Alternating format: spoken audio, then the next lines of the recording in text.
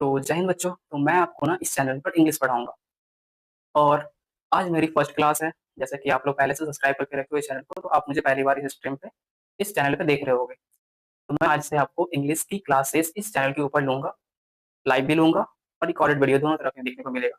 तो आज से मैं आपको पहले बेसिक स्टार्ट करने जा रहा हूँ कि इंग्लिश में जो होता है ना, बहुत से बच्चों को प्रॉब्लम होता है कि इंग्लिश कैसे स्टार्ट करें। इंग्लिश में जो पढ़ रहे हैं उनको बहुत प्रॉब्लम होता है। इसलिए ना मैं आपको यहाँ भी जो है इस वीडियो में आपको मैं बेसिक से स्टार्ट करने जा रहा हूँ। एबीसीडी से देख सकते हो, मैं इंग्लिश बच्चों की लैंग्वेज एबीसीडी लेटर से लेकर आपको स्टार्ट करूंगा और टॉप लेवल जहां तक आप पढ़ सकते हो पोजीशन से पूरा ग्रामेटिकल आपको पढ़ाया जाएगा। आप सिर्फ इस चैनल से बने रहें, लाइक कर दें, सब्सक्राइब करके रखें और अपने दोस्तों के साथ शेयर कर दें। पूरा बेसिक से इंग्लिश स्टार्ट करने वाले हैं हम लोग। आप चाहे 1 क्लास में रह रहे हो या आप 12th क्लास में हो, किसी भी क्लास के आप बच्चे हो, आप इस वीडियो को देखकर पूरा इंग्लिश सीख सकते हो। आपको इंग्लिश का लेटर में सिर्फ एबीसीडी आता हो तो वही एबीसीडी से ही स्टार्ट करेंगे। तो चलो हम लोग वीडियो को स्टार्ट करते हैं। तब तक आप लोग बस ध्यान से देखो, नोट्स बनाकर यहाँ पे। तो पहला जो आता है ना कि इंग्लिश, इंग्लिश है क्या? तो इंग्लिश जो है बाबू वो है लैंग्वेज। ठीक है, इंग्लिश क्या है? इंग्लिश एक लैंग्वेज है। ठीक है? बहुत से लड़कों को नहीं कंफ्यूजन होता है कि इंग्लिश एक सब्जेक्ट है। नहीं, इंग्लिश जो है वो एक लैंग्वेज है। ठीक है, इंग्लिश एक लैंग्वेज है, हिंदी एक लैंग्वेज है। इंग्लिश क्या है? एक लैंग्वेज है। ये लैंग्वेज आता कहाँ से है? ये लैंग्वेज आता है साउंड से। ठीक है, ये लैंग्वेज आता है साउंड। जैसे मैं अभी कुछ बोल रहा हूँ, आपके पास साउंड जा रहा है, तो ये जो साउंड जा रहा है आपके पास, ये आपके पास सुनाई दे रहा है। ये साउंड क्या जा रहा है आपके पास? हिंदी एक साउंड जा रहा था, आपको समझ में आ रहा है कि ये लैंग्वेज जो है हिंदी। उसी तरह मैं इंग्लिश में कोई सेंटेंस बोलूंगा तो ये जो सेंटेंस आपके पास जाएगा तो आपको समझ में आएगा ये साउंड क्या है, इंग्लिश लैंग्वेज। सेम उसी तरह लैंग्वेज जो होता है वो क्या है? साउंड से आता है। ठीक है, लैंग्वेज जो है वो कहाँ से आता है? साउंड से आता है। साउंड बनता है किससे? साउंड बनता है लेटर से। ठीक है, साउंड बनता है लेटर से। ठीक है, लेटर क्या होते हैं? अब ये सवाल आएगा कि लेटर क्या होते हैं? साउंड लेटर से बनता है तो लेटर क्या होता है? तो देखिए, यहाँ हम लोग पढ़ने वाले लेटर। तो लेटर क्या होता है? यहाँ देखिए, पहले से हम लोग पीडीएफ बना लिए हैं। मतलब पीडीएफ नहीं बना, अभी सब कुछ मैंने लिख लिया ताकि टाइम ज्यादा वेस्ट ना हो, इसलिए।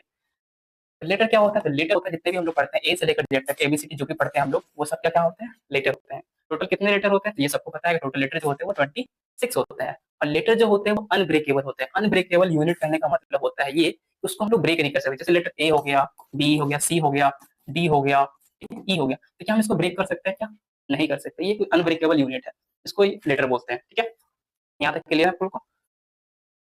लेटर से मिलकर क्या बनता है? वर्ड बनता है। ठीक है, लेटर से क्या बनता है? तो लेटर से वर्ड बनते हैं। ठीक है ना, लेटर से बनता है वर्ड। वर्ड क्या होते हैं? तो वर्ड जो होता है वो होता है ग्रुप ऑफ लेटर। वर्ड जो होता है ग्रुप ऑफ लेटर, मतलब बहुत सारे लेटर को मिला देंगे तो क्या बनेगा? एक वर्ड बनेगा जिसका कुछ ना कुछ कंप्लीट सेंस होना चाहिए। ऐसा नहीं कोई भी वर्ड को मिला दिए, ऐसे डी एल पी कुछ भी मिला दिए, ये तो है वो group of word, group of letter है, सॉरी ग्रुप ऑफ लेटर है। तो क्या ये वर्ड बना तो क्या इसका कोई कंप्लीट सेंस नहीं होगा? जब कंप्लीट सेंस नहीं होगा तो वो वर्ड काउंट नहीं होगा। तो कोई भी अगर हम लोग बना रहे हैं ना, कोई भी लेटर को कंबाइन कर रहे हैं, ग्रुप ऑफ लेटर को कंबाइन कर रहे हैं, वर्ड बना रहे हैं, तो कंप्लीट सेंस होना चाहिए, तभी वो वर्ड कहलाएगा। ठीक है, जैसे कि हम लोग यहाँ पे लेते हैं पी ई। पी क्या है? एक लेटर है। ई क्या है? एक लेटर है। पेन क्या है? लेटर है। अगर हम इस लेटर का ग्रुप बनाते हैं तो क्या बन जाता है? ये पेन बनेगा ना। अब ये पेन जो बन गया, ये क्या हो गया? वर्ड बन गया। ठीक है, इसका कुछ ना कुछ मतलब है। अब यहाँ पे ले रहे हैं कार, सी ए आर। सी एक लेटर है, एक लेटर, आर एक लेटर है। इन तीनों लेटर को हम मिला रहे हैं तो क्या बन रहा है? कार बन रहा है। तो कार क्या है? एक वर्ड है जिसका कुछ मीनिंग है। यहाँ तक समझ में आ रहा है आपको? ठीक है, लेटर से क्या बना? ये समझ में आ रहा है लेटर क्या होता है? लेटर से क्या बनता है? वर्ड बनता है। मतलब ग्रुप ऑफ लेटर होते हैं, उसको मिलाते हैं तो क्या बनते हैं? वर्ड बनते हैं। और वर्ड के ग्रुप से क्या बनता है? वर्ड से क्या बनेगा? तो वर्ड से बनता है फ्रेज, फ्रेज से बनता है सेंटेंस। ठीक है, लेटर से बनेगा वर्ड, वर्ड से बनेगा फ्रेज, फ्रेज से बनेगा सेंटेंस। अब देखिए, फ्रेज होता है क्या? फ्रेज होता है ग्रुप ऑफ वर्ड। फ्रेज क्या होता है? वो ग्रुप ऑफ वर्ड। अब देखिए, कंफ्यूजन बहुत ज्यादा यहाँ पर होगा। सेंटेंस के बारे में पढ़ेंगे ना, तो सेंटेंस भी होता है ग्रुप ऑफ वर्ड। ठीक है, फ्रेज भी होता है ग्रुप ऑफ वर्ड, सेंटेंस भी ग्रुप ऑफ वर्ड। तो आपको कंफ्यूजन होता है, बहुत सारे बच्चों को ना सिर्फ यही कंफ्यूजन होता है, फ्रेज भी वन ग्रुप ऑफ वर्ड हो गया, सेंटेंस भी ग्रुप ऑफ वर्ड हो गया, तो समझे कैसे? डिफरेंट क्या होता है? डिफरेंट देखिए, फ्रेज होता है वो होता तो ग्रुप ऑफ वर्ड है, लेकिन ये होता है इसके इनकम्प्लीट मीनिंग। ठीक है, फ्रेज जो है वो क्या देता है हमें? इनकम्प्लीट मीनिंग देता है। लेकिन जो सेंटेंस होता है वो होता है ग्रुप ऑफ वर्ड है, लेकिन ये देता है हमें complete meaning.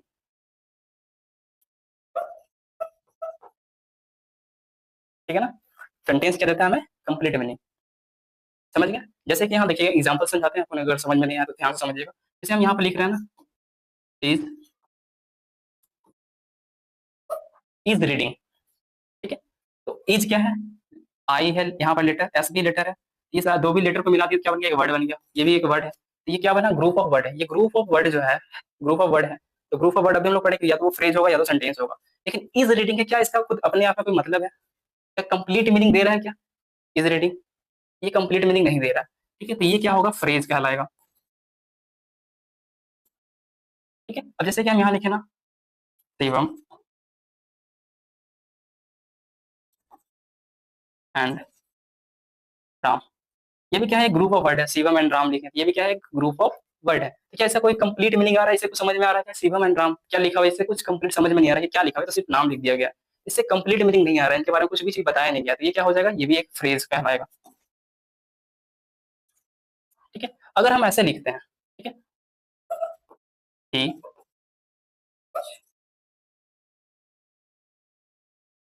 He bought a car, ये ग्रुप ऑफ वर्ड है, ही, यही लिखे, ठीक है, ये भी एक ग्रुप ऑफ वर्ड है, लेकिन इसका कंप्लीट मीनिंग है, ठीक है ना, इसका क्या है, कंप्लीट मीनिंग है कि ही बाउट अ कार, उसने वो एक गाड़ी खरीदा, ठीक है, उसने एक कार खरीदी। इससे ऐसे भी समझ सकते हो कि ये क्या है, ये सब्जेक्ट आ रहा है, इसके अंदर वर्ब आ रहा है, ये जो आ रहा है ये क्या आ रहा है, ऑब्जेक्ट आ रहा है। ठीक है, ये समझ में आ रहा है कि ये जो है वो कंप्लीट सेंस दे रहा है कि ये है तो ग्रुप ऑफ वर्ड, लेकिन इसका एक कंप्लीट मीनिंग आ रहा है, ठीक है ना, कंप्लीट मीनिंग आ रहा है, जब कंप्लीट मीनिंग आए जिसका मतलब समझ में आ रहा है आपको, वो क्या कहलाएगा, सेंटेंस कहलाएगा। अगर वो कंप्लीट ग्रुप ऑफ वर्ड होगा, अगर कंप्लीट मीनिंग नहीं दे रहा होगा, तो वो क्या कहलाएगा, फ्रेज कहलाएगा। ठीक है, यहाँ तक में कोई दिक्कत तो नहीं होना चाहिए।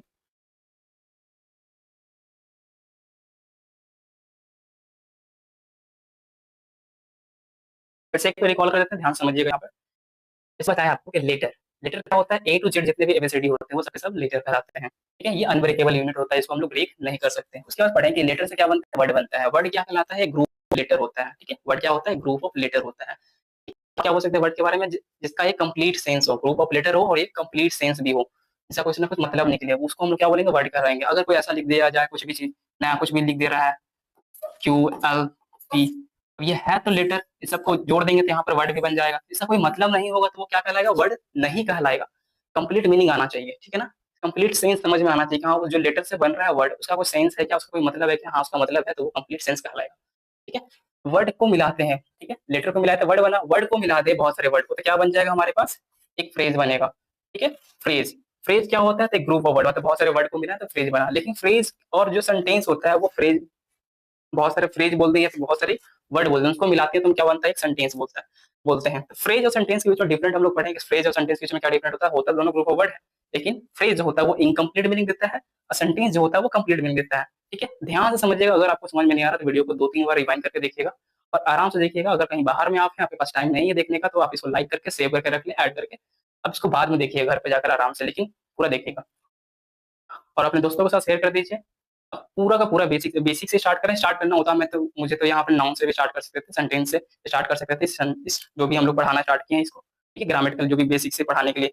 तो हम लोग क्या किए, सोचे कि जो हम लोग नाउन से स्टार्ट करना चाहते हैं या फिर किसी और टॉपिक से स्टार्ट करना है, तो 1-2 क्लास बेसिक ले लेते हैं, ताकि सारे बच्चों जिनको कुछ नहीं आता है ना वो भी सीख सके, जो जूनियर है उनको भी पढ़ने में मजा आए, उनको भी समझ में आए। ठीक है, इसलिए हम ये चीज बात को ध्यान में रखते हुए कि जूनियर भी पढ़ सके, सीनियर है जो वो आगे बढ़ेंगे तो वो भी पढ़ सके। तो बहुत से बच्चों को ना बेसिक ही कंप्लीट नहीं होता, तो इसलिए बेसिक को लेकर चल रहे हैं। यहाँ तक कंप्लीट हो गया होगा कि लेटर से बनता है वर्ड, वर्ड को मिलाते तो बनता है फ्रेज और सेंटेंस। ठीक है, सेंटेंस और फ्रेज के बीच में डिफरेंस समझ में आ गया होगा कि सेंटेंस और फ्रेज के बीच में डिफरेंस क्या होता है। फ्रेज जो होता है वो इनकम्प्लीट मीनिंग देता है, सेंटेंस जो होता है वो कंप्लीट मीनिंग देता है। अब आता है ये बात कि सेंटेंस, कोई भी सेंटेंस लिखा हुआ है उसको पहचाने कैसे, वो जो सेंटेंस है वो सही ही लिखा हुआ है या गलत लिखा हुआ है।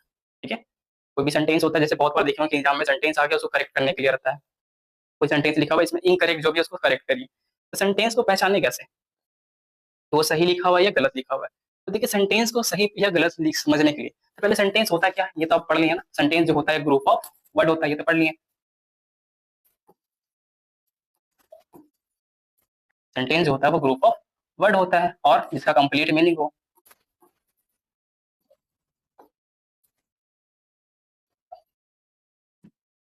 ठीक है, सेंटेंस जो होता है ग्रुप ऑफ वर्ड होता है, इसका एक कंप्लीट मीनिंग हो।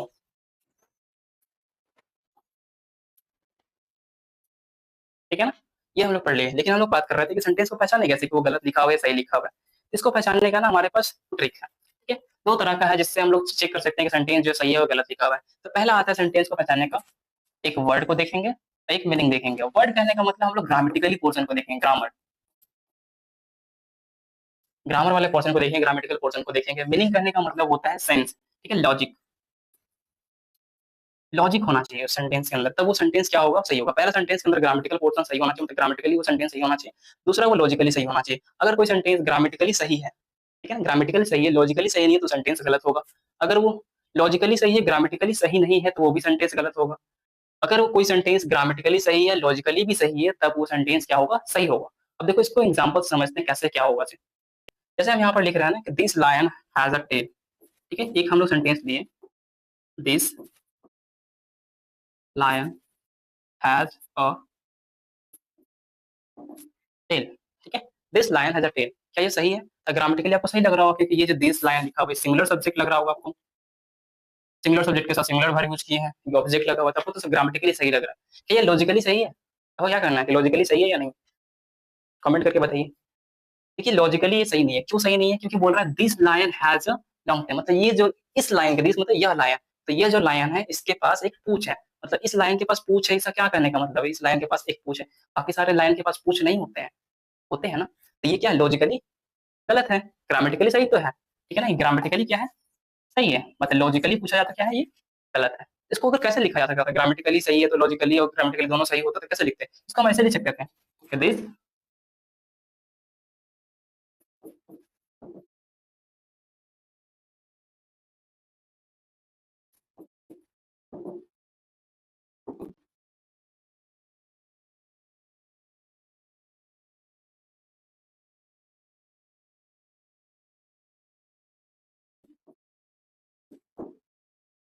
इस तरह से ग्रामेटिकली लॉजिकली लिख सकते हैं, this lion has a long tail, मतलब यह जो लायन है ना इसके पास लंबी पूंछ है, बाकी सबके पास तो है नहीं, लेकिन इस लाइन के पास एक लंबी पूंछ है, तो ये ग्रामेटिकली भी सही है, लॉजिकली भी सही है। लेकिन ये ऊपर वाला ग्रामेटिकली सही तो था लेकिन लॉजिकली सही नहीं था। एक और एग्जांपल दे रहा हूँ, समझिएगा उससे।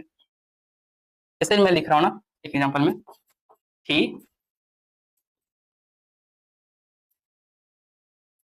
किल्ड में, ठीक है ना? ही, देखिए ये सही लग रहा है, देखिए ग्रामेटिकली सही लग रहा है आपको, आपको एक लॉजिकली ये सही नहीं है। क्यों? जैसे ही किल्ड मी, उसने मुझे मार दिया, अगर उसने आपको मार दिया, वो मर गया, मार दिया, उसके बाद मरने के बाद कोई बोल सकता है क्या उसने मुझे मार दिया? नहीं बोल सकता ना, क्योंकि वो तो मर चुका है। तो बोलेगा कैसे कि ही किल्ड मी? तो ये लॉजिकली क्या है? गलत है, ठीक है? लॉजिकली क्या है? गलत है, लेकिन ग्रामेटिकली क्या है? ये सही है, ठीक है? ग्रामेटिकली सही है। इसको अगर हम लिख कैसे सकते हैं सही मात्रा में, तो इसको सही से लिखना होगा तो ऐसे लिख सकते थे ना, ही ऑलमोस्ट,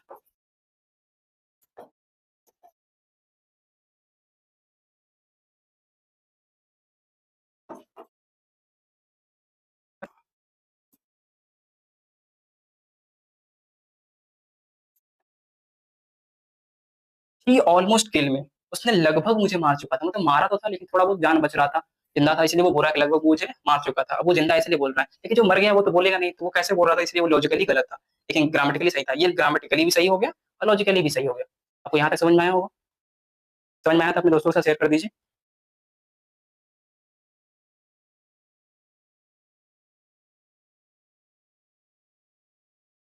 एक और सेंटेंस देखिए आप लोग यहाँ पर एग्जाम्पल के लिए, जैसे यहाँ लिखा हुआ है,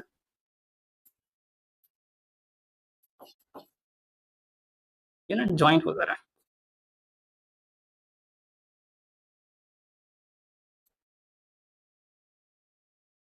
लिखा है ही कॉल्ड सी, क्योंकि आपको लग रहा होगा कि क्या ये सही है क्या? तो नहीं, लॉजिकली सही है लेकिन ग्रामेटिकली देखा जाए तो गलत है। क्यों? क्योंकि ही कॉल्ड, ही तो सही है लेकिन यहाँ देखेंगे ही जो है वो सब्जेक्टिव केस है, कॉल्ड जो है वो वर्ब है, लेकिन सी जो है वो क्या है? ये तो गलत है ना, ये तो सब्जेक्टिव केस है, सी जो है वो सब्जेक्टिव केस है। इसकी जगह पे क्या होना चाहिए था? इसकी जगह पे होना चाहिए था ऑब्जेक्टिव केस, होना चाहिए था, हर होना चाहिए था, ऑब्जेक्टिव केस आना चाहिए था। देखिए आपको पता नहीं है कि सब्जेक्टिव केस क्या होता है, ऑब्जेक्टिव केस क्या होता है, डरना नहीं है, आगे सबको समझाया जाएगा, बस अभी समझते रहिए क्या बताया जा रहा है, ठीक है? ये क्या है? सी लगा, जो सब्जेक्टिव केस था ये होता नहीं है, यहाँ पर क्या लिखना चाहिए था? हर लिखना चाहिए था, तो हर को लिखते थे क्या होता है? ये सही होता, ग्रामेटिकली सही कर देते हैं हम लोग, ठीक है? यहाँ तक आपको समझ में आया होगा? आगे जाते हैं, आगे बढ़ते हैं सेंटेंस में। सेंटेंस, जैसे कि हम लोग पढ़ लिए, फ्रेज पढ़ लिए सब, सेंटेंस देखिए, फ्रेज और क्लॉज सब कुछ आगे ना बहुत बढ़िया से पढ़ाऊंगा। अभी बस बेसिक जो क्लियर करें तो सारा बेसिक क्लियर कर लेते हैं, एक दो तीन बेसिक में लगेगा, उसके बाद अच्छे से सेंटेंस पूरा ग्रामर शुरू करेंगे। बेसिक पहले देख लेते हैं, बहुत लोगों को ये भी नहीं पता होता, ये सब भी आप क्लियर रखिए, क्योंकि बहुत लोगों को सब्जेक्ट नहीं पता होता, प्रेडिकेट, क्योंकि आगे चल के ना सब्जेक्ट, कोई सेंटेंस बनाएंगे सारे सेंटेंस के अंदर सब्जेक्ट आएगा, ऑब्जेक्ट आएगा, प्रेडिकेट आएगा, वर्ब आएगा, मतलब उनको पता ही नहीं होता कि सब्जेक्ट क्या है, ऑब्जेक्ट क्या है, उनके बीच में डिफरेंट क्या है, तो वो इन सबको पहले समझ लीजिए, उसके बाद हम लोग आगे बढ़ते हैं, ठीक है? तो सेंटेंस, सेंटेंस के पास कितने पार्ट? सेंटेंस के पास दो पार्ट होते हैं, ठीक है? सेंटेंस के पास दो पार्ट होता है, एक होता है सब्जेक्ट, दूसरा होता है, ठीक है? सेंटेंस के पास कितने पार्ट होते हैं? दो होते हैं, एक होता है सब्जेक्ट, दूसरा होता है प्रेडिकेट।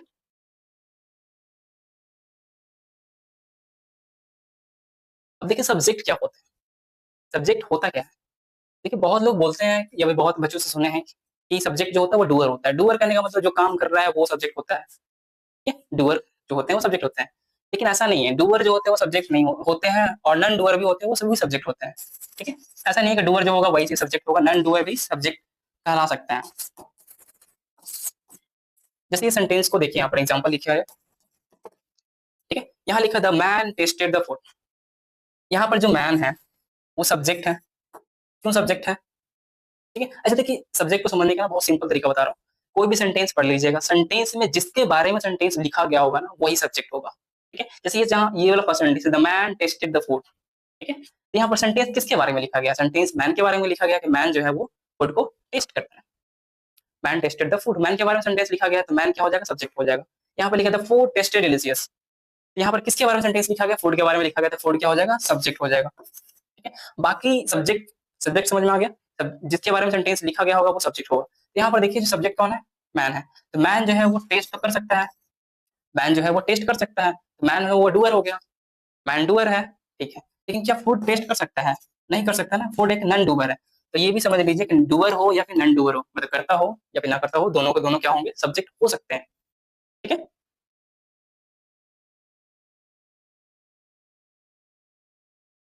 अब जो सब्जेक्ट होता है ना वो सिंगुलर सब्जेक्ट भी होता है और एक कंपाउंड सब्जेक्ट बोल सकते हैं या प्लूरल सब्जेक्ट भी बोल सकते हैं। दो तरीके से बोल सकते हैं, सिंगुलर सब्जेक्ट और प्लूरल सब्जेक्ट बोलिएगा या फिर सिंगुलर सब्जेक्ट और कंपाउंड सब्जेक्ट बोल सकते हैं। सिंगुलर सब्जेक्ट कहने का मतलब यहाँ लिख रहे हैं।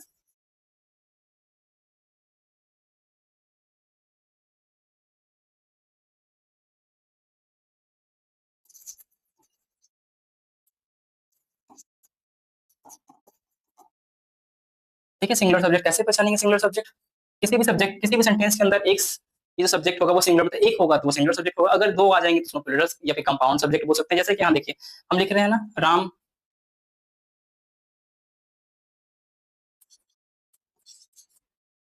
Called her.